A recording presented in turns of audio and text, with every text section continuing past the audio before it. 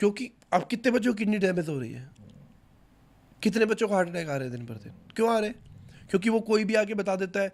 एक बात क्लियर सोच लो, कोई भी आके प्रमोट कर रहा है तो उसको उस चीज़ के पैसे मिले हैं, उसका काम है बेचना, पर आपको खरीदना जरूरी नहीं है, बिल्कुल भी जरूरी नहीं है। आप एक सोचो, छोटा इतना तो माइंड होगा या नहीं है कि हर 3 महीने बाद ब्रांड कैसे बदल जाता है।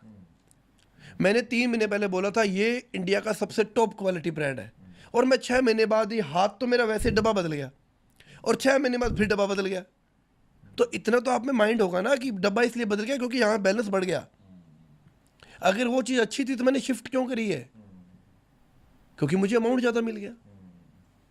तो इतनी चीज़ तो देखो आप लोग को समझनी पड़ेगी, इतना तो दिमाग से पैदल मत बनो। भाई एक चीज़ मैंने देखी, आप नेचुरल डाइट की तरफ ज़्यादा फोकस करते हो हमेशा, हर बात में आपके मुझे नज़र आ रहा है। पर नेचुरल डाइट में भी ना डाइट के बहुत सिस्टम आ गए हैं। अब उसमें भी ना कोई कहता है कि जी कीटो करो, कोई कहता है लिक्विड करो, कोई कहता है डिटॉक्स करो, कोई कहता है एटकिंस करो, कोई कहता है पेलियो करो, कोई कहता है वीगन करो, कोई कहता है इंटरमिटेंट फास्टिंग, मेडिटेरेनियन। आदमी बहुत कन्फ्यूज्ड है। कंफ्यूज इसलिए हो गया क्योंकि उसने पता है क्या है, हर किसी को फॉलो कर रखा है। गुरु एक नहीं है, 10 गुरु हैं। एक मुंह से बात नहीं सुनी, 10 लोगों के मुंह से बात सुन रहे हैं। मैं तो कभी नहीं किया, आज तक कीटो नहीं की मैंने। क्यों?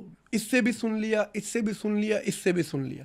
अब मैं 10 दिन तो इसकी फॉलो करूंगा, 10 दिन मैं इसकी फॉलो करूंगा, 10 दिन मैं इसकी फॉलो करूंगा, और फिर मैं कंफ्यूज होकर बैठ जाऊंगा। कीटो में कार्ब हटा देते हैं। हाँ है, बहुत जरूरी है बॉडी के लिए, बहुत जरूरी है। पर पता है क्या है, कुछ लोगों की बॉडी उसको सूट करती है। हर एक बॉडी का अलग अलग है।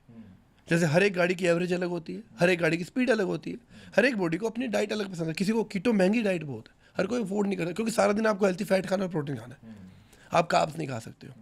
ठीक है, बट हम हिंदुस्तानी कार्ब्स खा खा के बड़े हुए हैं, तब तो हमें कुछ नहीं हुआ। आज सडनली हमारी बॉडी में कैसे कुछ हो जाएगा?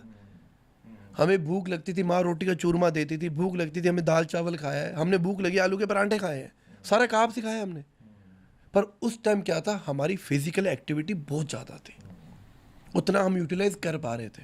और आजकल हमारी फिजिकल एक्टिविटी है ही नहीं, हमारी खाली सोशल एक्टिविटी है। आपके लिए एक आम आदमी के लिए बैलेंस डाइट का बेस्ट सजेशन क्या होगा? देखो बेस्ट सिंपल सा है, बाहर का खाना कट कर दो बिल्कुल। आपको घर पे आपको खाना है, परांठे खाने, घर पे आके खा लो। आपको चाय पीनी है, घर पे आके पी लो।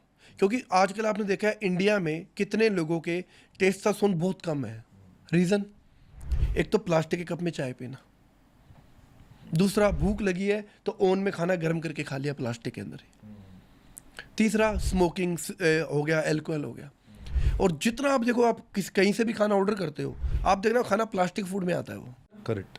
और सबसे मेन बात, आज अपने घर पे कुछ भी खाना बनाते हैं नॉन स्टिक की पैन में बनाते हैं। आपने देखा हो कभी उसका बीच वाला खाली हो जाता है, सिल्वर निकल आता है, तो वो कहाँ गया? वो पेट में गया। हमने जितनी हमारी फैसिलिटी मिल रही है ना, उतना ही हम अपने आप को खराब कर रहे हैं। मेरे घर पे आज भी लोहे का तवा है। और दूसरा, रोटियां बनाते हैं अपने लोग, क्या करते हैं, आधी रोटी तवे पे, आधी रोटी गैस पे, खत्म होगी रोटी वो। अच्छा, सीधा तवे पे सेको रोटी को, आप कभी भी सेके देना, आपको एक फ्लेवर ही अलग आएगा।